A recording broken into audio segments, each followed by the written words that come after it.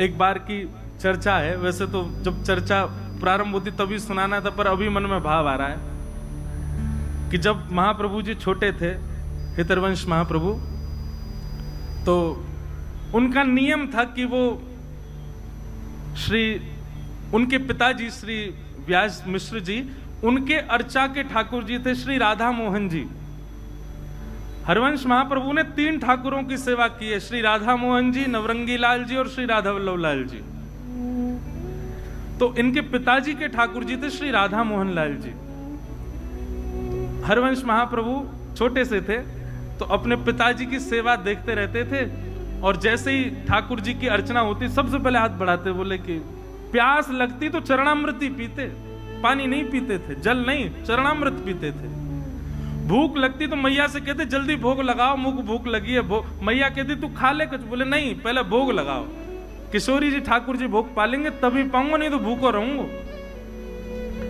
एक ऐसी लीला चर्चा सुनाई जाती बड़ी मधुर कि एक बार छोटे से हैं हरिवंश जी, रात्रि में बहुत जोर की भूख लगी और महाराज उठ करके बैठ गए, रोने लगे जोर जोर से। रोते रोते मैया से कहे, बोले मैया मुझको भूख लगी, कछु पवाओ। पिताजी मुझको भूख लगी, कुछ खिलाओ। जैसे आजकल के बालों को कुछ भी दे दें तो ऐसे ही कुछ ले आए, बोले लो खा लो। बोले नहीं पहले भोग लगाओ। माता जी पिताजी बोले रात के 1:30 बज रहे हैं, 2 बज रहे हैं। अब उस समय घड़ी तो नहीं होगी, पर हाँ ये कही होगी अर्धरात्रि हो रही लाला, ठाकुर जी शयन कर रहे हैं, उनको उठा के भोग कैसे लगाए। बोले नहीं नहीं नहीं मुझे तो भूख लगी है। अब बोले इसको भूख लगी है और ठाकुर जी को उठा नहीं सकते, खाएगा भोग ही। दूध ला करके रख दिया, बोले ले इसको पी ले। महाप्रभु बोले नहीं पहले ठाकुर जी का भोग लगाओ। ठाकुर जी का यदि भोग नहीं लगा होगा तो ग्रहण नहीं करेंगे। रोते रोते रोते रोते खूब समय बीत गयो। पिताजी माताजी भी परेशान, बोले सोनी नहीं दे रहा, क्या करें, खा कुछ रहा नहीं है, पी कुछ रहा नहीं है, भोग लगा के ही पाएगो। आहा, महाराज श्री हरिवंश जी की रुदन सुनकर के सेज पर पौड़े भय ठाकुर जी उठ गए और उठ करके श्री जी को उठा रहे, बोले श्री जी उठो, सेवा के राधा मोहन जी। श्री जी बोली क्या हुआ, अभी तो उठवे को समय ना है भयो, अभी तो भोर ना भई, अभी तो मंगला को समय ना भयो, आप काय को उठाए रहे हो। बोले रुदन ना सुन रही, हरिवंश बालक रो रहे हो बहुत जोर से। श्री जी बोली काय को रो रहे हैं हरिवंश जी। बोले भूख लगी है। अब आपको तो नियम है, वो तो हमारो ही शीत प्रसादी पावे, हमारो ही चरणामृत ग्रहण करे, हमारो ही चरणोदक प्राप्त करे, वाके अलावा तो कुछ लेवे ना। अब रात्रि में बालक छोटो भूख लगी आई है। ठाकुर जी किशोरी जी बोली अब क्या करें, अभी तो मंगला में समय है, लेकिन समय तक यदि प्रतीक्षा करी तो बेचारो प्यासो बालक कितनो रोवेगो। सो ठाकुर जी सेज से उतरे और अपनी झारी, जल पीवे वाली झारी, वही से ही किशोरी जी को कही कि पाम लटका लो नीचे।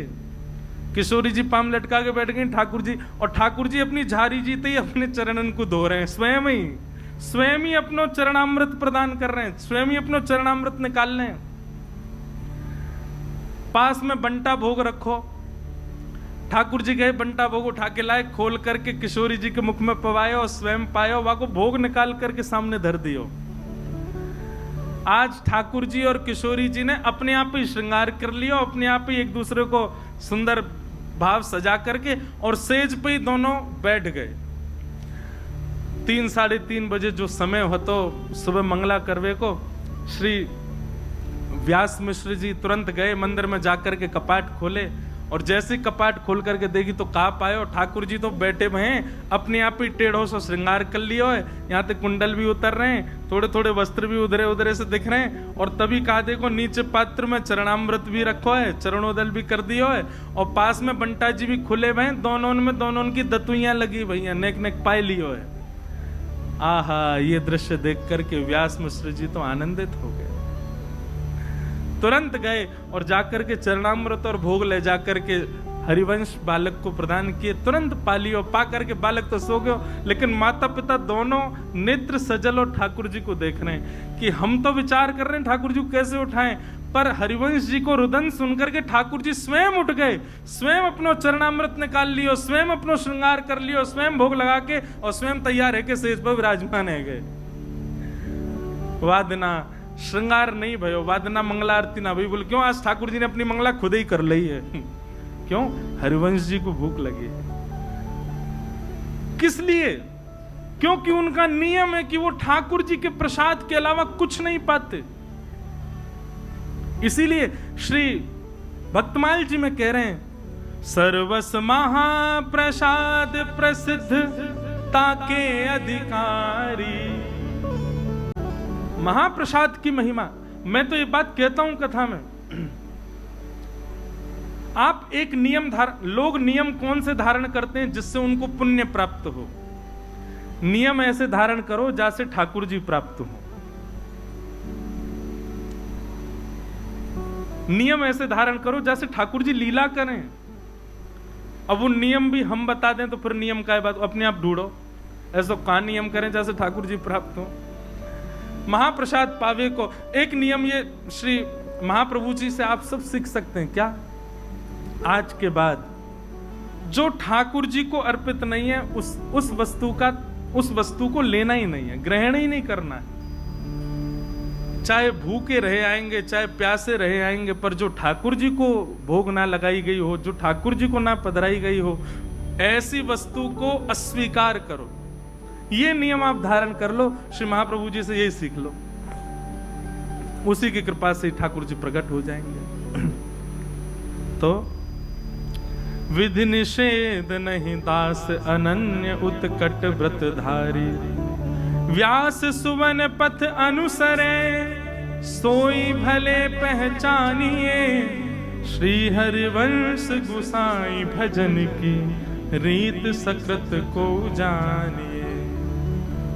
ऐसे श्री हितरवंश महाप्रभु, उनको हम बारंबार प्रणाम करते हैं और उनके मंगल चरित्र को जितना यथामति रसिक जनों की कृपा, संत जनों की कृपा से श्री राधा सरस बिहारी जी के चरणों में अर्पित करते हैं। ध्यान पूर्वक सब लोग सुनिएगा।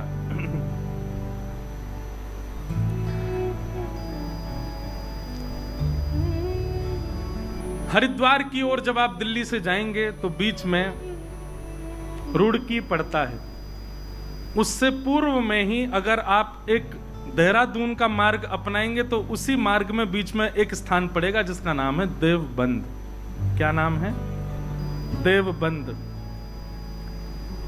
अब इसका पूर्व नाम तो देवबन ही रहा होगा। बाद में कालांतर में लोगों ने, क्योंकि जहां ऐसे रसिक जन विराजमान रहे वहां देवबंद नहीं रह सकते, वो देवबन ही रहा होगा। तो देवबंद में व्यास मिश्र नाम के एक ब्राह्मण रहते थे और उनकी पत्नी का नाम श्रीमती तारा। व्यास मिश्र जी जो थे ये बहुत अच्छे ज्योतिषाचार्य थे और ज्योतिष का ऐसा प्रभाव इन्होंने सब पर डाल रखा था कि महाराज खूब भीड़ लगी रहती थी लोगों की पुछवाने के लिए। एक बार एक बादशाह के यहां गए और बादशाह के यहां जाकर के उसको कुछ इन्होंने भविष्य कथन किया और उसको आशीर्वाद के रूप में 4 श्रीफल प्रदान किए। बादशाह ने जब अपना भविष्य कथन सुना तो बड़ा प्रसन्न हुआ। प्रसाद रूप में 4 श्रीफल मिले तो उसने पूछा ये 4 श्रीफल? तो उन्होंने कहा ये धर्म अर्थ काम मोक्ष। एक श्रीफल आपके धर्म में गति को बढ़ाएगा, दूसरा श्रीफल आपकी कामनाओं की पूर्ति करेगा, तीसरा श्रीफल आपके अर्थ को बढ़ाएगा और अंतिम श्रीफल आपको मोक्ष प्रदान करेगा। उनके प्रस्तुतिकरण से, उनके भाव से बादशाह इतना प्रसन्न हो गया, उसने श्री व्यास मिश्र जी से कहा आप मेरे संगी रहा करो, मेरी योजनाएं बताते रहा करो, मेरे आगे के कुछ ना कुछ भावों को आप संग रह करके मुझे सुदृढ़ करते रहा करो। व्यास मिश्र जी बादशाह के साथ रहते, सुबह जाते शाम तक वहीं रहते, उन्हीं के बताए निर्णयों को बादशाह लेता था। व्यास मिश्र जी के बड़े भाई श्री नृसिंह आश्रम जी महाराज ये सन्यासी थे। एक बार आप वृंदावन जा रहे थे और बीच में ही देवबंद पड़ा, तो जैसे ही आप देवबंद से निकले तो अनेक भक्तजनों ने जाकर के स्वागत सत्कार किया, उनसे कहा कि महाराज आपके छोटे भाई भी यहाँ रहते हैं, एक रात्रि यहाँ विश्राम कर लीजिए। बहुत ध्यानपूर्वक सुनिएगा।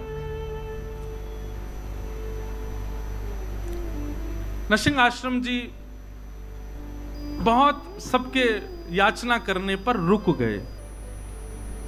सब प्रणाम करने आए तो व्यास मिश्र जी अपनी पत्नी तारा के साथ में, बड़े भैया हैं, प्रणाम करने आए, प्रणाम किया, दोनों को आशीर्वाद दिया। जैसे ही प्रणाम करके उठे तो नरसिंह आश्रम जी ने व्यास मिश्र जी के ललाट को देखा और देख करके बोले, चिंता की रेखाएं दिख रही हैं, बहुत चिंतित लग रहे हो आप, क्या बात है? अत्यंत संकोच के साथ सकुचाए भाव से निवेदन किया, सब कुछ है भैया, सब कुछ है आपकी कृपा से, गुरुदेव की कृपा से, भगवत कृपा से सब कुछ है, पर हरिभक्त परायण एक संतान नहीं है। नरसिंहाश्रम जी हंसने लगे, बोले तुम पूरी दुनिया का भविष्य बताए फिरते हो, अपना भविष्य नहीं देख पा रहे। और रही बात भाई संतान नहीं है तो इसको भगवत प्रसाद मानो, दोनों ही भजन करो, मत पड़ो उस भाव के पीछे। मैं कथा में एक बात कहा करता हूं, प्रकृति आपको जो सहज रूप से दे दे उसको स्वीकार करो। प्रकृति ने आपके लिए जिस भाव को नहीं रखा उसके पीछे मत भागो, चाहे वो संतान हो, चाहे वो ब्याह हो, चाहे वो कोई भी संबंध क्यों ना हो, संसार की कोई वस्तु क्यों ना हो। आप प्रकृति के पीछे दौड़ करके, भाग करके, दुनिया भर के क्रियाकलाप करके, दुनिया भर के जो है तंत्र मंत्र करके और योजनाएं बना करके अगर किसी वस्तु को पालोगे, प्रसन्न नहीं रह पाओगे। इसलिए प्रकृति जो दे उसको स्वीकार करो। पर यहां पर महाराज जी एक प्रश्न उठता है, ऐसे तो नंद यशोदा के भी लाला नहीं थे, उन्होंने भी तीर्थों में जा जा करके खूब प्रार्थना करी। हमारे नाना जी एक बात कहते थे, अच्छा एक बात बताएं, ये कथा हमारे नाना जी करने वाले थे। लोकेश भैया बता रहे, बोले मैंने नाना जी से कहा था कि आप कथा सुनाओ, तो नाना जी बोले करेंगे करेंगे करेंगे। नाना जी तो भगवत धाम प्रस्थान कर गए, पर वो हमको इसीलिए तैयार करके गए कि हम भक्तमाल सुना दें यहाँ पे, उन्हीं की कृपा प्रसादी। हमारे नाना जी के जिनने दर्शन किए होंगे ना, ये समझ लो कि उनको मतलब उनके बड़ भाग्य ही होंगे कि हमारे नाना जी के दर्शन हुए। ऐसे अद्भुत महापुरुष। वो एक बात बताया करते थे, बोले लाला पुत्र की याचना तो करी है नंद यशोदा ने, पर पुत्र के याचना में पुत्र कैसा चाहिए, वो भावना क्या है? विष्णु आराधनार्थाय। हमको पुत्र इसलिए नहीं चाहिए कि लोग बाग पुत्र की याचना इसलिए करते हैं कि अंतिम समय में वही संस्कार करेगा, यदि पुत्र के हाथों संस्कार ना हो तो ऐसा कहते हैं पुम नामक नरक में जाना पड़ता है। लेकिन महाराज आजकल के पुत्र जैसे हो रहे हैं, ऐसे पुत्रों से संस्कार करके तो निश्चित जाना पड़ेगा।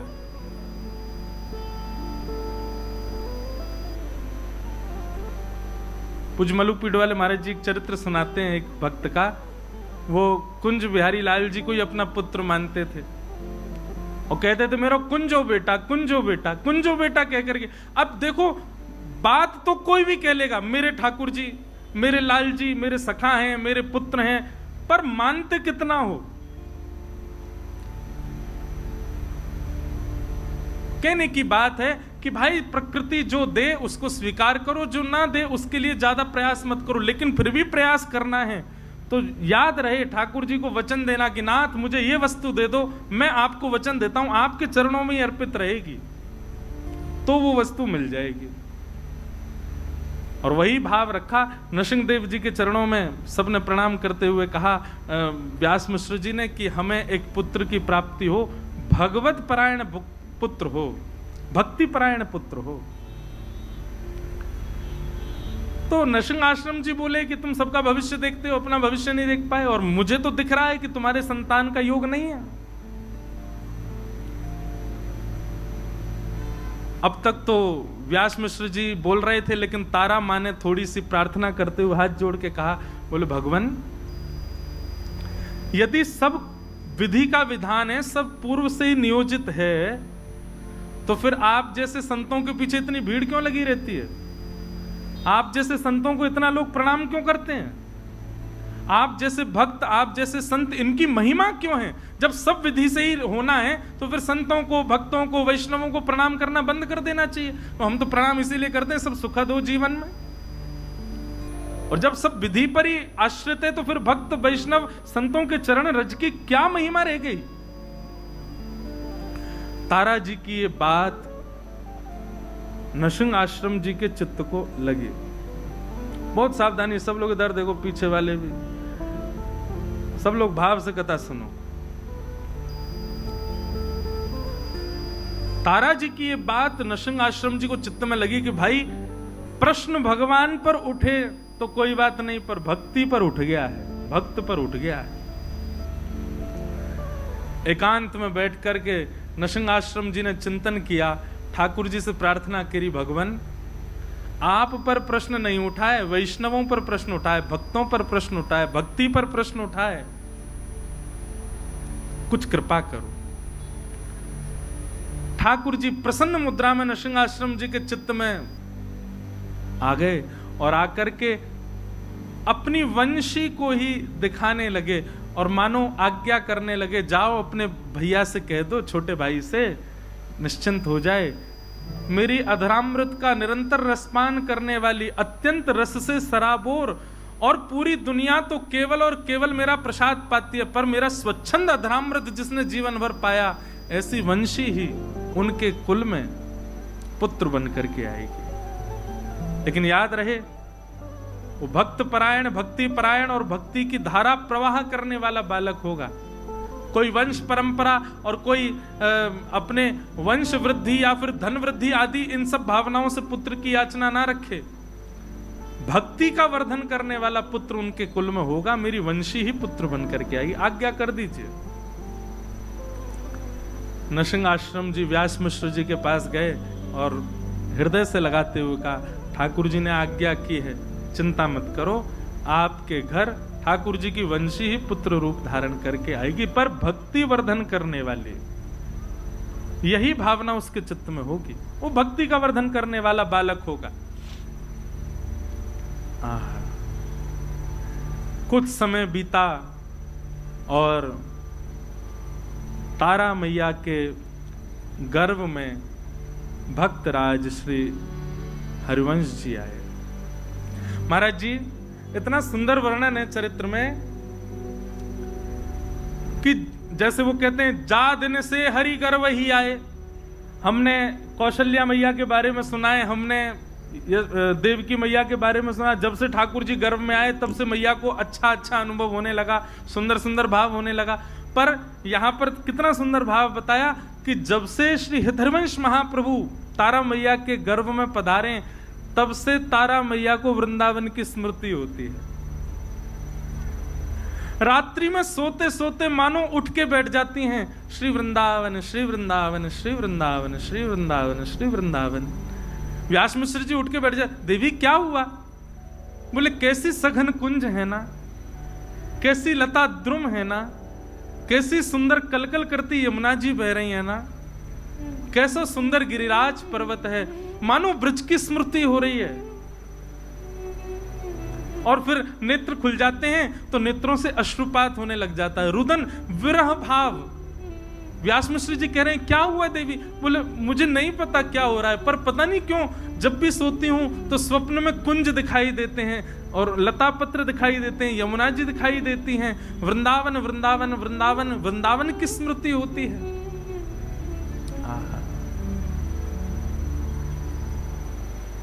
ऐसो श्री वृंदावन।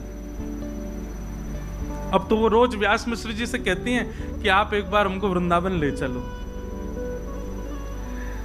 व्यास मिश्र जी बोले, ठीक है, मैं राजा से बात करूंगा, अवकाश मिलेगा तो चलेंगे।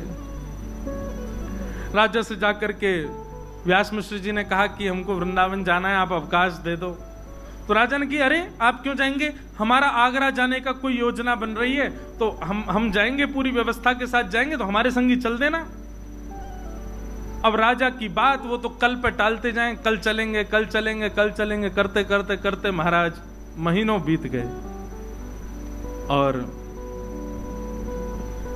श्री राधा वल्लभ लाल की जय। राजा तो रोज कहें कि भैया आप चलेंगे, पर समय बीतता गया। रोज तारा मैया कहती हैं कि हमको वृंदावन ले चलो, मुझे बहुत विरह होता है, बहुत स्मृति होती है वृंदावन की, बहुत याद आती है, एक बार दर्शन करा लाओ वृंदावन का। जब अंतिम माह चल रहा था, बस अब प्रकट होने ही वाला है बालक, उस स्थिति में मां आ चुकी हैं, तब राजा आकर के कहता है व्यास मुझसे, बोले हमारी आगरा की योजना बन गई है, चलो। वृंदावन भी अपनी योजनाएं बना करके सबको बुलाता है, अपने आप कोई नहीं जा सकते। पहले चली जाती अगर तारा मैया, तो फिर महाप्रभु जी का जन्म ब्रज में कैसे होता। 9वां महीना प्रारंभ हुआ और तभी राजा बादशाह ने कहा कि हमारी आगरा जाने की योजना बनी, व्यास मिश्र जी आप तैयारी करो, चलेंगे वृंदावन, आपको छोड़ देंगे, आप दर्शन कर लेना। व्यास मिश्र जी बोले अब तो असंभव है, अब तो बालक आने वाला है। बोले आप चिंता मत करो, रानियों जैसी व्यवस्था करेंगे, पालकी में लेकर के, बिल्कुल कोई दिक्कत नहीं होगी, सखी सहचरियां और सब बढ़िया व्यवस्था करके ले चले, पलकों पे लेके चलेंगे, आपकी पत्नी को लेके चलो। व्यास मिश्र जी का मन तो थोड़ा कम था, जैसे ही घर जाके तारा जी से कहा कि बादशाह ने आज कहा है आगरा जाने के लिए, वो तो पीछे ही हाथ पकड़े, बोले नहीं फिर तो चलेंगे। बोले तुम्हारी स्थिति, बोले मैं संभाल लूंगी, पर ले मुझे वृंदावन ले चलो। और बादशाह के उस टोली के साथ में व्यास मिश्र जी और तारा मैया आगरा के मार्ग की ओर प्रस्थान करने लगे। तभी बीच में पड़ा श्री वृंदावन। वृंदावन में प्रवेश किया। बंधुओं, ये उस समय का वृंदावन है जब वृंदावन में ठाकुर जी प्रकट रूप से कहीं विद्यमान नहीं थे। केवल और केवल यमुना जी, व्रज की कुंजलता, ब्रजरज, गोवर्धन नाथ जी, केवल यही हैं, और कोई ज्यादा मंदिर आदि कुछ थे नहीं वृंदावन में। भोर के समय गए, वृंदावन में प्रवेश करते ही रोंगटे खड़े होने लगे, नेत्र सजल होने लगे। ये स्थिति व्यास मिश्र जी ने कभी देखी नहीं तारा मैया की। यमुना जी में जाकर, यमुना जी के पुलिन पर जाकर के बैठी, मानो घंटों तक यमुना जी को निहार रही हैं। लता पत्रों को स्पर्श करती हैं तो मानो ऐसा लगता है इनसे कोई संबंध है। अब ये सब भावना मैया की नहीं है, गर्भ में बैठे बालक की है। वो ठाकुर जी के संग में रही वंशी, उसको एक एक भाव पता है, वो सब जानती है कहाँ यमुना जी, कैसी ब्रजरज, कौन से वृक्ष, कौन सी लता गुर्म, कौन सी कुंज में कौन सी लीला, वो सब स्मृतियां हो रही हैं। सायकालीन समय हो गया, वृंदावन को प्रणाम करके और पुनः आगरा के मार्ग की ओर जैसे प्रस्थान करने लगे। अब वृंदावन से ज्यों-ज्यों दूर जामे त्यों-त्यों तारा मैया का विरह बढ़े। व्यास मिश्र जी कहें आप ऐसे इतना रुदन मत करो, इससे प्रभाव पड़ेगा बालक पर। बोले नहीं, मुझे बहुत, मेरा मन हो रहा है मैं वहीं रहूं। बोले वहां कहां रहेंगे, वो पूरा वन है, वहां वंचर जीव रहते हैं, हिंसक जीव रहते हैं, कहां रहेंगे हम दोनों। पर उनका रुदन इतना विकल करने वाला था कि उस रुदन को व्यास जी सुन नहीं पा रहे थे। और तभी रुदन करते कि बस वृंदावन ब्रज की सीमा में ही थे, अभी बस निकलने ही वाले थे ब्रज की सीमा से, तभी प्रसव पीड़ा होने लगी। और ऐसी प्रसव पीड़ा हुई कि तुरंत बादशाह को जाकर के व्यास मिश्र जी ने कहा कि महाराज आप आगरा को प्रस्थान करो, हमारी गृहिणी को प्रसव पीड़ा हो रही है, इससे आगे ले जाना उचित नहीं होगा। यहाँ ये गांव जैसा दिखाई दे रहा है, यहाँ कुछ लोग दिख रहे हैं, हम यहीं रुक जाते हैं, क्या पता आगे बन आया और वहां कुछ दिक्कत हुई तो क्या करेंगे। बादशाह ने कहा ठीक है, आप कुछ सेवक भी ले लो और आप यहीं रुक जाओ। और वृंदावन के समीप बाद गांव, बाद ग्राम। वहां ताराजी और व्यास मिश्र जी कुछ सेवकों के साथ रुक गए। गांव के लोगों ने देखा महाराज ब्राह्मण देवता हैं, सबने खूब सेवा करी, सब व्यवस्था करी। और वैशाख का महीना, शुक्ल एकादशी का दिन,